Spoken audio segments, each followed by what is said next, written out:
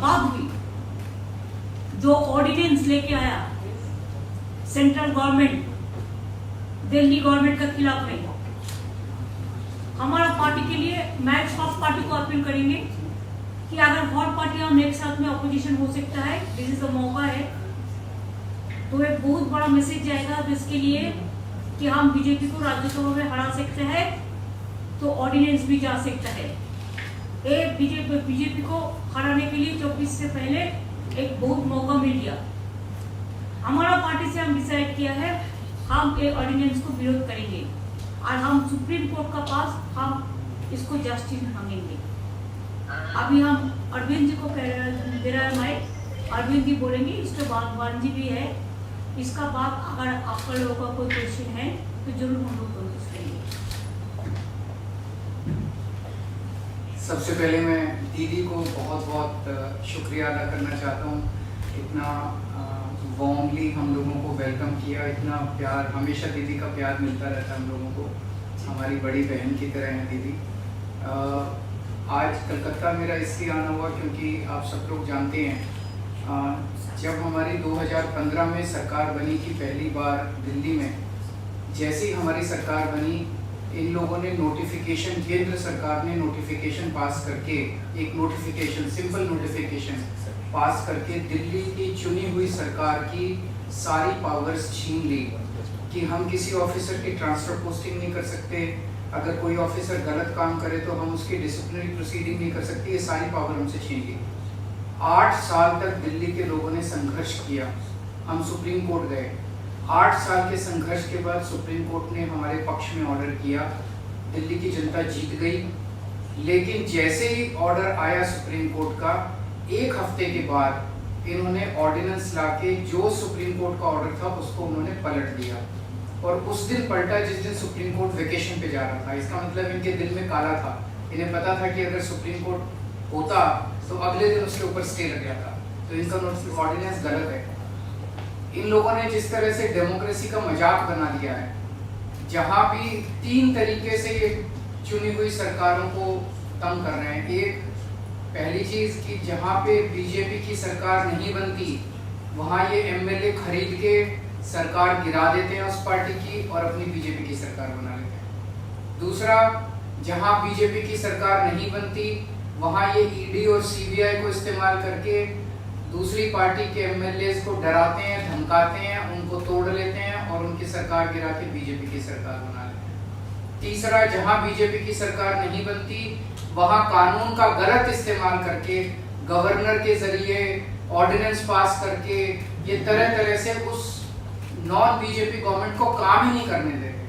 हमने वेस्ट बंगाल में भी देखा गवर्नर कैसे तंग कर रहे हैं, हमने वहाँ भी देखा, पंजाब में भी देख रहे हैं, पूरे तमिलनाडु में देख रहे हैं, तेलंगाना में देख रहे हैं किस तरह से गवर्नर तंग कर रहे हैं। और अब दिल्ली के अंदर इन्होंने जो किया वो तो बिल्कुल ही जनतंत्र के खिलाफ है। एक तरह से ये बोल रहे हैं कि हम सुप्रीम कोर्ट को भी नहीं मानते, तो ये इनको बहुत ज्यादा अहंकार हो गया है, और अहंकार जब हो जाता है आदमी को तो फिर वो बहुत स्वार्थी हो जाता है, फिर वो देश के बारे में नहीं सोचता। तो मैं समझता हूँ कि आने वाले समय में देश की जनता को ये देख के अब इस अहंकारी सरकार को हटाना चाहिए।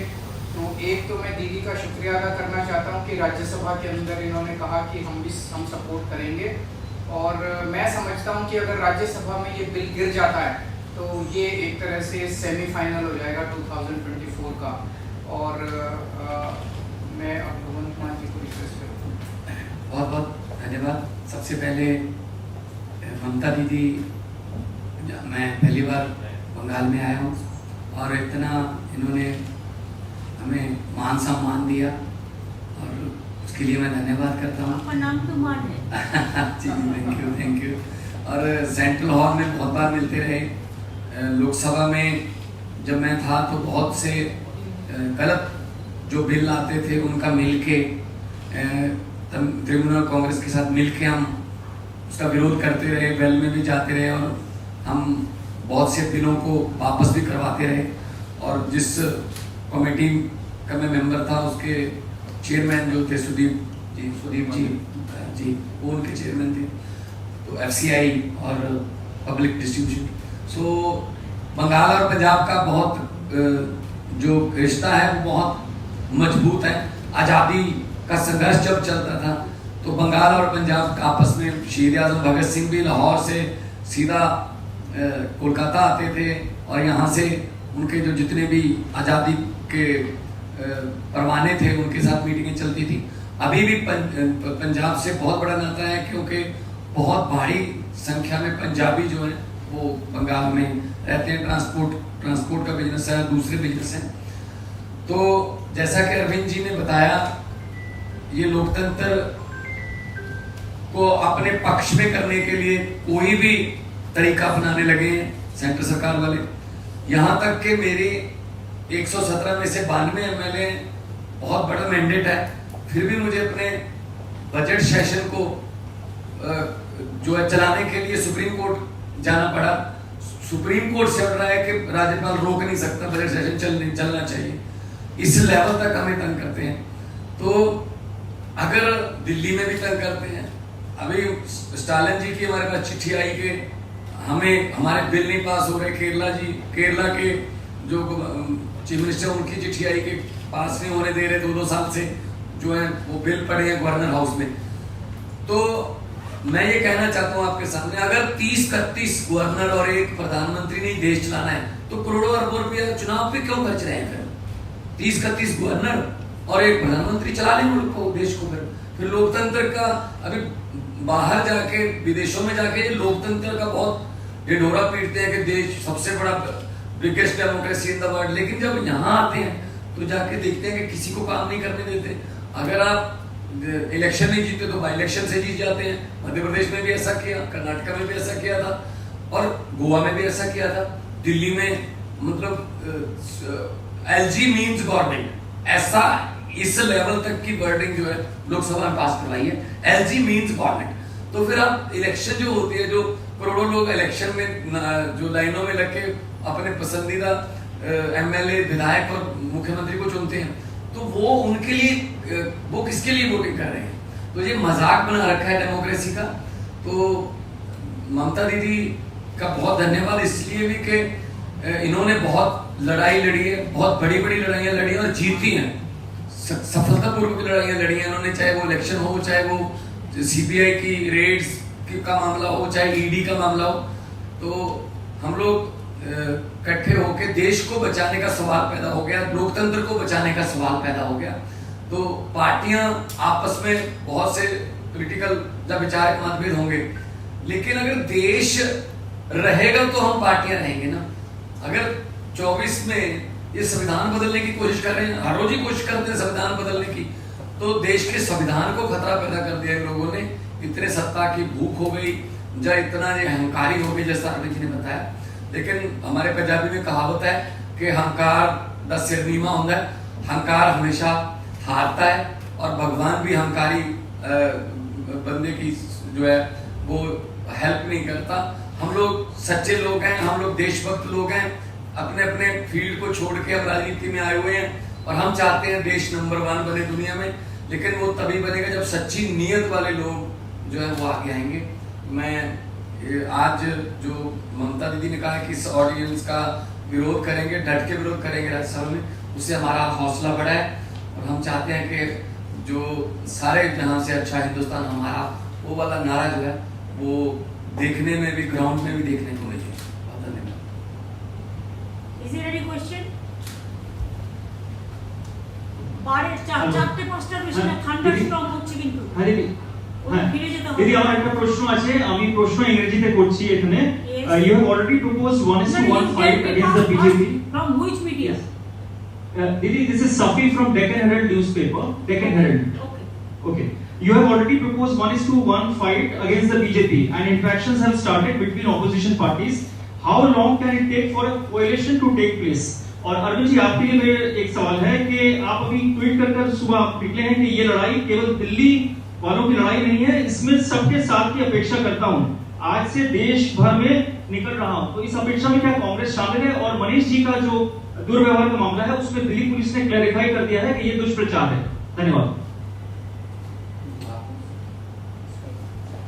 पहले मैं अपने क्वेश्चंस का जवाब दे देता हूं कि जैसा अभी एग्जांपल्स दिए दिल्ली में इन्होंने ऑर्डिनेंस लाके सुप्रीम कोर्ट के जजमेंट को पलट दिया। सुप्रीम कोर्ट ने 8 साल की लड़ाई के बाद दिल्ली के लोगों को न्याय दिया था। 8 साल की लड़ाई के बाद दिल्ली के लोगों को उनका हक मिला था, और 1 हफ्ते के 8 साल की लड़ाई के बाद इन्होंने 8 दिन के अंदर उसको ऑर्डिनेंस लाके पलट दिया, दिल्ली के लोगों को फिर से सड़क पे ला दिया। और ये केवल दिल्ली की लड़ाई इसलिए नहीं है क्योंकि वेस्ट बंगाल के गवर्नर भी वैसे ही करते हैं। पंजाब के गवर्नर अभी जो मान साहब ने बताया, आपको जान के आश्चर्य होगा, इस बार बजट सेशन बुलाने के लिए पंजाब के गवर्नर ने मना कर दिया कि बजट सेशन नहीं होगा। ऐसा हो सकता है जनतंत्र में। सुप्रीम कोर्ट जाना पड़ा पंजाब गवर्नमेंट को बजट सेशन बुलाने के लिए। तमिलनाडु के मुख्यमंत्री का मेरे पास लेटर आया, उन्होंने लिखा कि ढेर सारे बिल गवर्नर कई महीनों से लेके बैठे हैं। तेलंगाना के चीफ मिनिस्टर ने सुप्रीम कोर्ट में केस किया कि उनके 22 बिल गवर्नर लेके बैठे हैं। केरला के चीफ गवर्नमेंट जो है सुप्रीम कोर्ट में गई हुई कि उनके वाइस चांसलर अपॉइंट। सारी गवर्नमेंट्स के अंदर वो तंग कर रहे हैं। कितनी सारी ऐसी गवर्नमेंट्स हैं जिनको उन्होंने गिरा दिया, या तो खरीद के और या उन्होंने डरा के सीबीआई ईडी भेज के। ये लड़ाई केवल मेरी लड़ाई नहीं है, ये लड़ाई 140 करोड़ लोगों की लड़ाई है। ये इनके अहंकार के खिलाफ है। ये इतना अहंकार हो गया इन लोगों को, इतना अहंकार हो गया इन लोगों को कि अगर बीजेपी को वोट नहीं दोगे तो आपकी सरकार नहीं चलने देंगे, आपकी सरकार गिरा देंगे, आपके एमएलए तोड़ देंगे। ऐसे तो देश नहीं चल सकता। दूसरा आपका क्वेश्चन मनीष जी के बारे में, आपने देखा होगा वीडियो, किस तरह से आज मनीष जी को गले से पकड़ के कोर्ट रूम में घसीट के ले गए ये लोग। Is this the way you treat the deputy chief minister, education minister? ऐसे तो ट्रीट नहीं करते। तो उनकी क्लैरिफिकेशन जो मर्जी हो, क्लैरिफिकेशन तो उन्होंने कहा नहीं हमने कुछ नहीं किया, पर वीडियो आप देखिए। This is not the way to treat a chief deputy chief minister. He is not an accused, he is not a convict. अभी तो उनके ऊपर आरोप है, आरोप साबित नहीं हुए हैं। ऐसा जो मनीष जी का बारे में जो बोला है अरविंद जी, वो दिन हमारा घर में भी वो पुलिस हो उसका घर में, अभिषेक का घर में नोटिस देने के लिए वो नहीं था, वो बांकुड़ा में था। तो 2:30 बजे जाके बोला अभी नोटिस दे दो, नहीं तो कल दिखा दूंगा, कल नहीं आएगा। तो ऐसा बात किया। What they thinks that we are the bonded labours? What they thinks that we are their servant? Ego का एक लिमिट होता है, जो भी मर्जी कर सकता है। हम लोगों को तो अभी चिंता है कि कब कॉन्स्टिट्यूशन ना बदल दे, देश का नाम ना बदल दे, देश का नाम भी उसका पार्टी का नाम पे कर देगा, वो लोगों को नाम पे कर देगा। ऐसा नहीं चल सकता है। आज भी अगर हम ये बात नहीं समझे तो दुनिया का जनता हमको क्षमा नहीं करेंगे। आज मणिपुर में हर रोज ब्लड निकल रहा है, लेकिन कोई भी नेता को टाइम नहीं मिला उसका पार्टी का कि उधर में जाके मिले पब्लिक का साथ। आज भी लोग नहीं निकाल सकता है, लेकिन इसको बड़ा बात चलते हैं। और बीजेपी का पार्टी डायरेक्ट रास्ता में खड़ा होकर बोलता है कल इसको अरेस्ट करेगा, परसों इसका घर में ले जाएगा, तरसों इसका घर में नहीं जाएगा। कैसे बीजेपी पार्टी का छोटा लड़का को जो चुनाव फूटी हमरा बांग्लाय बोली, ऐसा माफिक उसको सब इंफॉर्मेशन मिल जाता है। तो क्या है गवर्नमेंट? क्या government of the agency, by the agency and for the agency? Government of the bulldozer, by the bulldozer and for the bulldozer? They want to demolish the constitution. They want to bulldoze the constitution. Even they don't respect the Supreme Court verdict. I am really shocked because I am also a lawyer. So always we respect the court verdict. Sometimes it may be in favor of me, sometimes it may be against of me. We can discuss about the verdict, not the judge. You know what is going on here? Never we say.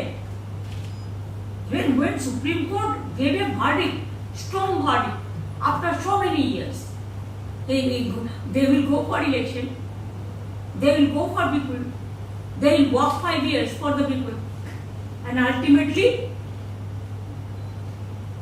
central government will rule all the state through governor, through some ordinances, through some letters. आज भी मेरे को एक letter मिला कि foreigners को ढूंढो। कहां से फॉरेनर आएगा इधर में? जो वीजा है, जिसको है, पासपोर्ट है, उसका पास तो गवर्नमेंट ऑफ इंडिया का इंफॉर्मेशन रहता है। ये एनआरसी करने का मतलब है कि चुनाव का पहले ये सब चलाकी में से काम करो, लेकिन इससे रोका नहीं जाएगा। हम हर पार्टी को विनती करने चाहूंगी कि अगर आपका एक साथ में काम करने का मूड है, दिल है, दिमाग है, तो मेरे को हम्बल रिगार्ड्स होगा, मेरे को अपील होगा कि एक वोट भी बीजेपी को नहीं देके हर political party, even there are some BJP party members also, they are also not happy. I will request them also give vote to non-BJP party this against of ordinance. अगर ऐसा ही ordinance करेगा तो कोई राज्यों को कल तोड़ देगा, परसों तोड़ देगा। मेजोरिटी रहने से भी ऐसा नहीं कर सकते हैं। There are some systems. ये तो खतरनाक बन गया देश के लिए, धमाका मचा दिया। 2000 का नोट तो क्या था, 2016 में तो एक दफे किया। तब तो हम लोगों ने कहा था कि जनता को 2000 नहीं चाहिए, 1000 का रुपया में काम हो जाएगा, 500 में, 100 में, 200 में।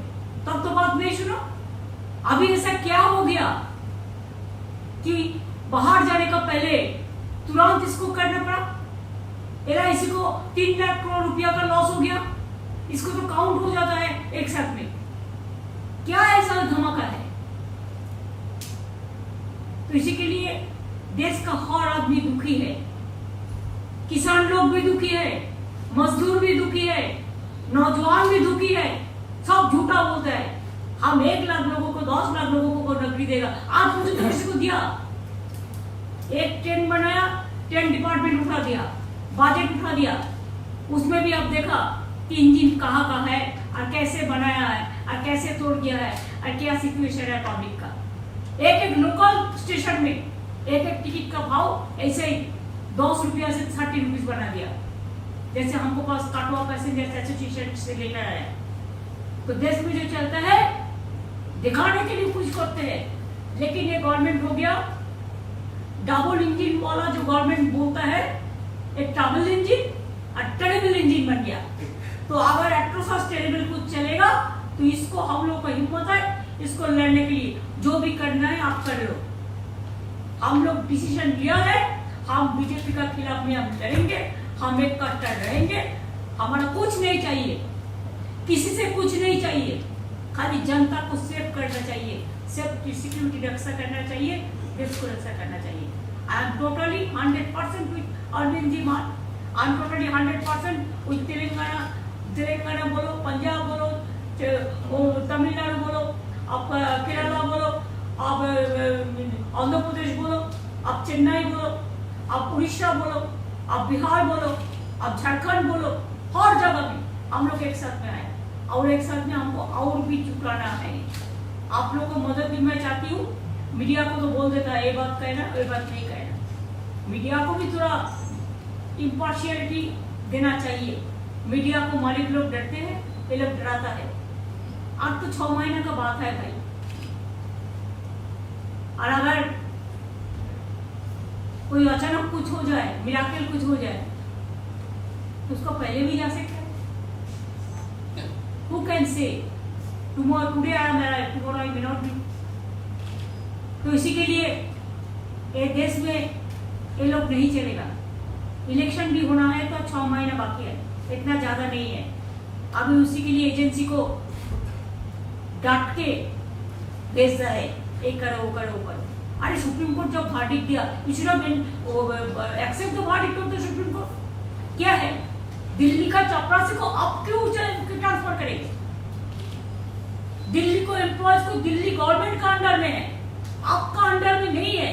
आपका अंडर में तो डिफेंस है, उधर में हेडक्वार्टर, आपका उधर में होम मिनिस्ट्री है, आपका उधर में BSF है, आपका उधर में CISF है, आपका अंडर में CBI है, आपका अंडर में ED है, आपका अंडर में NIA है, क्या नहीं है, पुलिस है, सब कुछ है आपका अंडर में।